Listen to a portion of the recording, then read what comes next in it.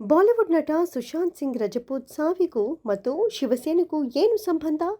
Shiv Sena MLA Aditya Thackeray ತಪ್ಪೇ ಮಾಡಿಲ್ಲ ಎಂದಾದರೆ ವಿಚಾರಣೆಗೆ ಭಯ ಬೀಳ್ತಾ ಇರೋದು ಯಾಕೆ? ಸುಶಾಂತ್ ಸಾವು ಕೊಲೆಯೋ ಆತ್ಮಹತ್ಯೆಯೋ? ಈ ಎಲ್ಲ ಪ್ರಶ್ನೆಗಳಿಗೆ ಈಗಲಾದರೂ ಉತ್ತರ ಸಿಗುತ್ತಾ? ಸದ್ಯಕ್ಕೆ ಆಗ್ತಿರೋ ಬೆಳವಣಿಗೆಗಳು ಹೊಸ ತಿರುವುಗಳನ್ನು ತಂದುಕೊಡ್ತಾ ಇವೆ.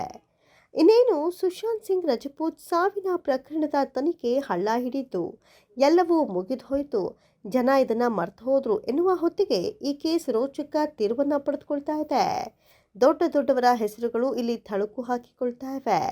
ಸುಶಾಂತ್ ಸಿಂಗ್ ರಜಪೂತ್ ಮತ್ತು ಅವರ ಮ್ಯಾನೇಜರ್ ದಿಶಾ ಸಾಲಿಯಾನ್ ಅವರ ಸಾವಿಗೆ ಸಂಬಂಧಿಸಿದಂತೆ ಶಿವಸೇನಾ ಎಂಎಲ್ಎ ಆದಿತ್ಯ ಠಾಕ್ರೆ ಅವರನ್ನು ಬಂಧಿಸಬೇಕು ಮತ್ತು ತನಿಖೆಗೆ ಒಳಪಡಿಸಬೇಕು ಅಂತ ಸಾರ್ವಜನಿಕ ಹಿತಾಸಕ್ತಿ ಅರ್ಜಿ ಮೂಲಕ ಮನವಿ ಮಾಡಿಕೊಳ್ಳಲಾಗಿದೆ. ಸಾವಿನ ಪ್ರಕರಣದ ಬಗ್ಗೆ ಆಳವಾಗಿ ತನಿಖೆ ನಡೆಸಬೇಕು ಅಂತ ರಶೀದ್ ಖಾನ್ ಪಠಾಣ್ ಎಂಬ ವ್ಯಕ್ತಿ ಸಾರ್ವಜನಿಕ ಹಿತಾಸಕ್ತಿ ಅರ್ಜಿಯನ್ನು ಸಲ್ಲಿಸಿದ್ರು. ಅಲ್ಲದೆ ಈ ತನಕ ಸಿಬಿಐ ಮಾಡಿದ ತನಿಖೆಯ ಸಮಗ್ರ ವರದಿಯನ್ನ ಕೋರ್ಟ್ಗೆ ಸಲ್ಲಿಸಬೇಕು ಅಂತ ಕೂಡ ಅರ್ಜಿಯಲ್ಲಿ ಕೋರಲಾಗಿದೆ.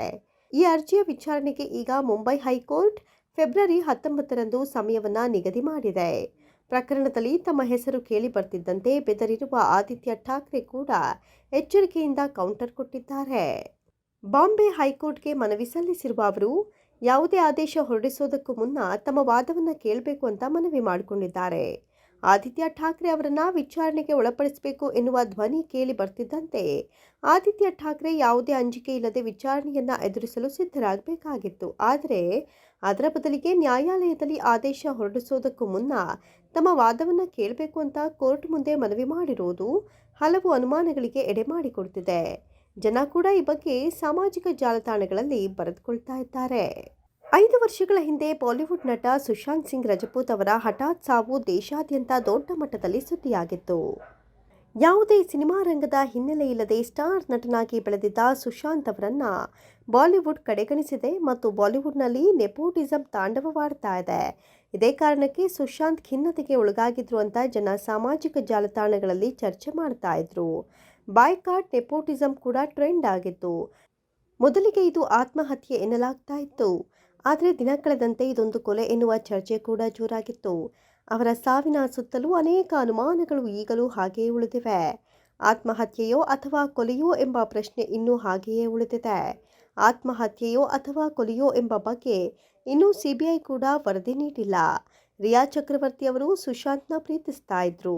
ರಿಯಾ ಅವರು ಸುಶಾಂತ್ ಅವರಿಂದ ಹಣವನ್ನು ವರ್ಗಾವಣೆ ಮಾಡಿಕೊಂಡ ಆರೋಪವನ್ನು ಎದುರಿಸಿದ್ದಾರೆ. ಎಲ್ಲಕ್ಕಿಂತ ಮುಖ್ಯವಾಗಿ ಸುಶಾಂತ್ ಅವರ ಸಾವಿಗೆ ಇವರೇ ಕಾರಣ ಎನ್ನುವ ಆರೋಪವೂ ಇತ್ತು. ಸುಶಾಂತ್ ಖಾತೆಯಿಂದ ಹಲವಾರು ಬಾರಿ ರಿಯಾ ಖಾತೆಗೆ ಹಣ ವರ್ಗಾವಣೆ ಕೂಡ ಆಗಿತ್ತು ಎನ್ನಲಾಗಿದೆ. ಆರಂಭದಲ್ಲಿ ಸುಶಾಂತ್ ಸಿಂಗ್ ಅವರ ಮಾಜಿ ಪ್ರೇಯಸಿ ರಿಯಾ ಚಕ್ರವರ್ತಿಯನ್ನ ಸುಶಾಂತ್ ಸಿಂಗ್ ಸಾವಿಗೆ ಕಾರಣ ಎನ್ನಲಾಯಿತು. ಸಾಮಾಜಿಕ ಜಾಲತಾಣದಲ್ಲಿ ಮಾಧ್ಯಮಗಳಲ್ಲಿ ರಿಯಾ ಚಕ್ರವರ್ತಿ ಅವರನ್ನ ಗುರಿಯಾಗಿಸಿ ಟ್ರೋಲ್ ಕೂಡ ಮಾಡಲಾಗಿತ್ತು. ಅವರನ್ನ ರಾಕ್ಷಸಿಯಂತೆ ಬಿಂಬಿಸಲಾಗಿತ್ತು. ಇದರ ನಡುವೆ ಸುಶಾಂತ್ ಸಿಂಗ್ ಸಾವಿನ ಪ್ರಕರಣದಿಂದ ಹೊರಬಂದ ನಂತರ ರಿಯಾ ಡ್ರಗ್ಸ್ ಪ್ರಕರಣದಲ್ಲಿ ಜೈಲು ಪಾಲಾಗಬೇಕಾಯಿತು. ಬರೋಬ್ಬರಿ 1 ತಿಂಗಳುಗಳ ಕಾಲ ರಿಯಾ ಜೈಲಿನಲ್ಲಿದ್ದರು. ಅಲ್ಲಿಂದ ಮತ್ತೆ ಅವರು ಆಚೆ ಬಂದಿದ್ರು. ಒಟ್ಟಾರೆ ಸುಶಾಂತ್ ಸಾವಿನಲ್ಲಿ ರಾಜಕೀಯ ಕೂಡ ನಡೆದಿತ್ತು. ಇದನ್ನ ರಾಜಕೀಯವಾಗಿಯೂ ಬಳಸಿಕೊಳ್ಳಲಾಗಿತ್ತು.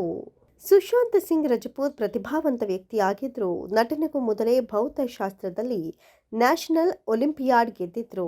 ಇನ್ನೊಂದು ಕಡೆ ಎಂಜಿನಿಯರಿಂಗ್ ಪ್ರವೇಶ ಪರೀಕ್ಷೆ ಬರೆದು ಉತ್ತೀರ್ಣರಾಗಿದ್ರು. ಸ್ಟ್ಯಾನ್ಫೋರ್ಡ್ ವಿಶ್ವವಿದ್ಯಾಲಯದಿಂದ ಸ್ಕಾಲರ್ಶಿಪ್ ಪಡೆದುಕೊಂಡಿದ್ರು. ಸುಶಾಂತ್ ಸಿಂಗ್ ಅವರಿಗೆ ನಟನೆಯನ್ನ ತೊರೆಯಬೇಕು ಎಂಬ ಆಸೆ ಇತ್ತು ಎನ್ನಲಾಗಿದೆ. ಭವಿಷ್ಯದಲ್ಲಿ ಅವರು ಕೊಡಗಿನಲ್ಲಿ ಸೆಟಲ್ ಆಗಬೇಕು ಎಂದುಕೊಂಡಿದ್ರಂತೆ. ಆದರೆ ಅವರ ಜೀವನ ಯಶಸ್ಸಿನ ಉತ್ತುಂಗದಲ್ಲಿದ್ದಾಗಲೇ ಈ ರೀತಿ ದುರಂತ ಅಂತ್ಯ ಕಂಡಿದ್ದು ಇಂದಿಗೂ ಅವರ ಅಭಿಮಾನಿಗಳನ್ನ ಕಾಡ್ತಾನೇ ಇದೆ.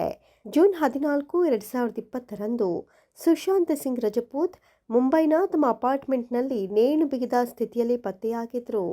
ಇಂದಿಗೂ ಸುಶಾಂತ್ ಸಿಂಗ್ ರಜಪೂತ್ ಸಾವಿಗೆ ಅಸಲಿ ಕಾರಣ ಏನು ಅನ್ನೋದು ರಹಸ್ಯವಾಗಿಯೇ ಉಳಿದಿದೆ. ಇದೀಗ 5 ವರ್ಷದ ನಂತರ ಸುಶಾಂತ್ ಸಿಂಗ್ ರಜಪೂತ್ ಆತ್ಮಹತ್ಯೆ ಪ್ರಕರಣಕ್ಕೆ ಬಾಂಬೆ ಹೈಕೋರ್ಟ್ ಮರುಜೀವ ನೀಡಿದೆ. ಫೆಬ್ರವರಿ 19ರಂದು ಸುಶಾಂತ್ ಸಿಂಗ್ ರಜಪೂತ್ ಆತ್ಮಹತ್ಯೆ ಪ್ರಕರಣದ ವಿಚಾರಣೆಯನ್ನ ಮತ್ತೆ ಶುರು ಮಾಡಲಿದ್ದು ಕುತೂಹಲ ಕೆರಳಿಸಿದೆ.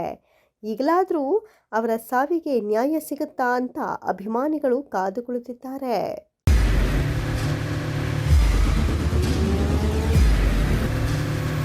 ಪ್ರಜಾಮಾರ್ಗ ನ್ಯೂಸ್, ಇದು ಜನಸಾಮಾನ್ಯರ ಧ್ವನಿ. ನಮಸ್ಕಾರ. ನೀವು ನೋಡ್ತಾ ಇದ್ದೀರಾ ಪ್ರಜಾಮಾರ್ಗ ನ್ಯೂಸ್. ರಾಷ್ಟ್ರದ ರಾಜ್ಯದ ರಾಜಕೀಯದ ಬಗ್ಗೆ ಹೆಚ್ಚಿನ ಸಿನಿಮಾ ಅಪ್ಡೇಟ್ಗಳಿಗಾಗಿ ಫಸ್ಟ್ ಲೈಕ್ ಮಾಡಿ, ಸಬ್ಸ್ಕ್ರೈಬ್ ಆಗಿ. ಹಾಗೆ ಫಾಲೋ ಕೂಡ ಮಾಡಬೇಕು.